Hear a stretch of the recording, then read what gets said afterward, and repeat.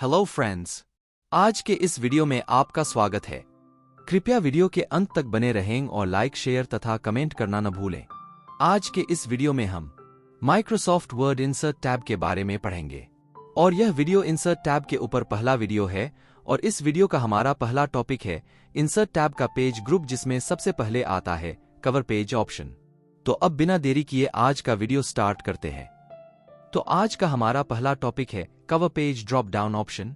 The cover page drop down menu contains the commands like built-in, remove current cover page, and save selection to cover page gallery. The list of built-in cover pages are alphabet, annual, austere, conservative, contrast, cubicles, exposure, tiles and transcend etc., which you can use according to your need.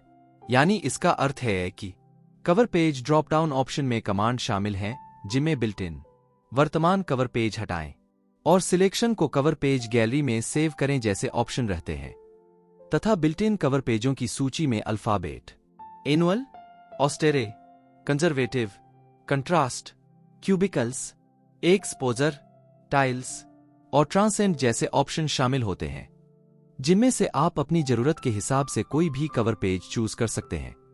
कृपया आप इन सभी option को खुद से try करें ताकि आपको इनके बारे में अच्छे से समझ आ जाए।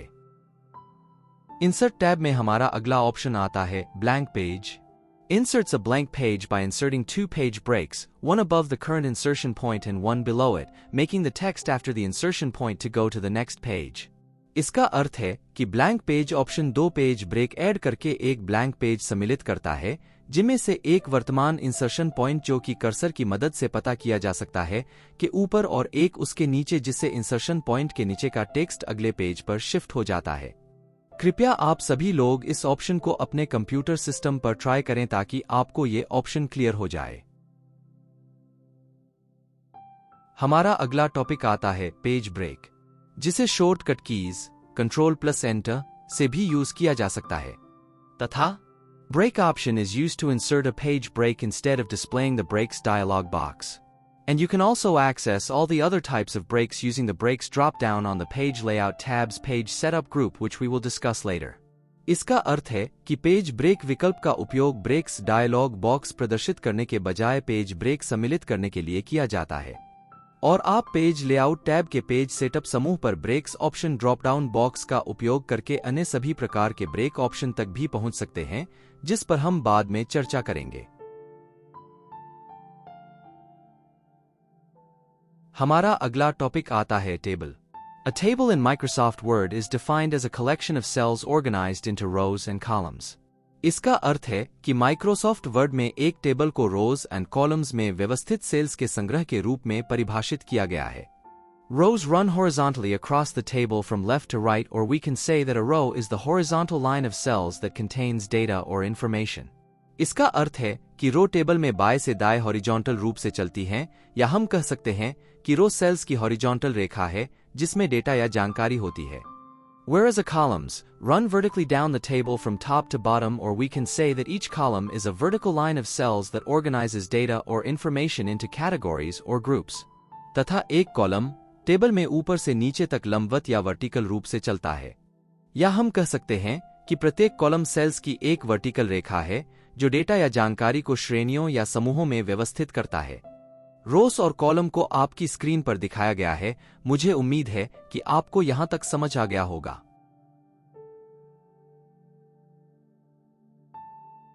A table is generally used to organize and display information in a structured manner, making it easier to read and understand. Tables can be customized with different formatting options to suit the needs of the document. इसका अर्थ है कि table का उपयोग आमतौर पर जानकारी को organise तरीके से व्यवस्थित और प्रदर्शित करने के लिए किया जाता है, जिससे इसे पढ़ना और समझना आसान हो जाता है। दस्तावेज की आवश्यकताओं के अनुरूप टेबल्स को विभिन्न फॉर्मेटिंग ऑप्शंस के साथ कस्टमाइज किया जा सकता है। By using the table drop-down option, you can use the following options. Table drop down विकल्प का उपयोग करके आप निम्नलिखित विकल्पों का उपयोग कर सकते हैं। First one is insert table. This option is used to create a table with any number of columns and rows and select an auto-fit behavior. यानी इस विकल्प का उपयोग किसी भी संख्या में कॉलम्स एंड रोज के साथ एक टेबल बनाने और एक ऑटो फिट व्यवहार का चयन करने के लिए किया जाता है। Second one is draw table. You can use this option to create a complex table by drawing table by simply drawing columns and rows. यानी कि आप इस विकल्प का उपयोग करके कॉलम और रोज को ड्रा करके टेबल बना सकते हैं। हमारा अगला टॉपिक है Convert text to table. Convert text that is separated by tabs, commas, or another separator character into a table Excel spreadsheet. यानी कि हम इस ऑप्शन की मदद से टैब, अल्पविराम या किसी अन्य विभाजक वर्ण द्वारा अलग किए गए टेक्स्ट को एक्सेल स्प्रेडशीट टेबल में कन्वर्ट कर सकते हैं। हमारा अगला टॉपिक है Excel spreadsheet. This option is used to insert a blank Excel worksheet into the document as an embedded object. यानी कि हम इस ऑप्शन की मदद से एक एम्बेडेड ऑब्जेक्ट के रूप में दस्तावेज में एक खाली एक्सेल वर्कशीट डाल सकते हैं। हमारा अगला टॉपिक है Quick Tables. Insert a preformatted table template and replace the placeholder data with your own data manipulating a word table with the mouse. इसका अर्थ है कि एक प्रीफॉर्मेटेड टेबल टेम्पलेट का यूज करके आप प्लेसहोल्डर डेटा को अपने स्वयं के डेटा से बदल सकते हैं तथा माउस के साथ वर्ड टेबल में हेरफेर कर सकते हैं। इसके लिए आपको निम्न स्टेप्स को फॉलो करना होगा। Step number 1. Clicking and dragging the mouse on a vertical line in the table's grid allows you to adjust the line left or right and resize the surrounding cells. इसका अर्थ है कि table के grid में एक vertical रेखा पर mouse को click करने और खींचने से आप रेखा को बाएं या दाएं एडजस्ट कर सकते हैं और आसपास के सेल का आकार बदल सकते हैं। Step number 2. You can also adjust cell width by using the ruler, by pointing the mouse at the Move Table column button that appears above each table cell grid line. इसका अर्थ है कि आप प्रत्येक टेबल सेल की grid line के ऊपर दिखाई देने वाले मूव टेबल कॉलम बटन पर माउस को इंगित करके रूलर का उपयोग करके सेल की चौड़ाई को भी समायोजित कर सकते हैं। Step number 3. Clicking and dragging the mouse at a horizontal line allows you to adjust the line up or down and change the row height of surrounding cells. इसका अर्थ है कि हॉरिजॉन्टल रेखा पर माउस को क्लिक करने और खींचने से आप रेखा को ऊपर या नीचे समायोजित कर सकते हैं और आसपास की सेल्स की पंक्ति की ऊंचाई बदल सकते हैं। मुझे उम्मीद है आपको यहां तक समझ आ गया होगा। हमारा अगला टॉपिक है Picture.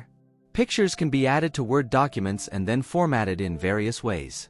The Picture tool is used to add image into your documents and modify these images in innovative ways.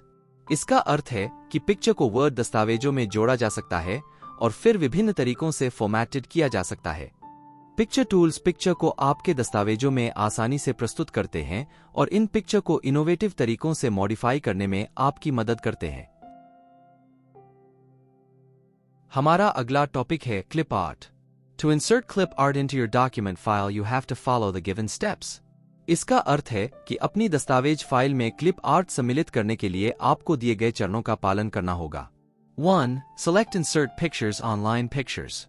2. Type a word or phrase to describe what you're looking for, then press Enter. 3. Filter the results by type for clip art. 4. Select a picture. 5. Select Insert. 6. Adjusting the word table. In steps को follow करके आप आसानी से clip art को add कर सकते हैं। मुझे उम्मीद है कि आपको यहां तक समझ आ गया होगा। अब अगले टॉपिक के बारे में डिस्कस करते हैं। हमारा अगला टॉपिक है shapes. You can add a variety of shapes to your documents, including arrows, callouts, squares, stars, and flowchart symbols. While you may not need shapes in every document you create, they can add visual appeal and clarity to many documents. इसका अर्थ है कि आप अपने दस्तावेजों में तीर, call out, वर्ग, सितारे और फ्लो चार्ट प्रतीकों सहित विभिन्न प्रकार की आकृतियां जोड़ सकते हैं। हालांकि आपके द्वारा बनाए गए प्रत्येक दस्तावेज में आकृतियों की आवश्यकता नहीं हो सकती है, वे कई दस्तावेजों में विजुअल अपील और स्पष्टता जोड़ सकते हैं।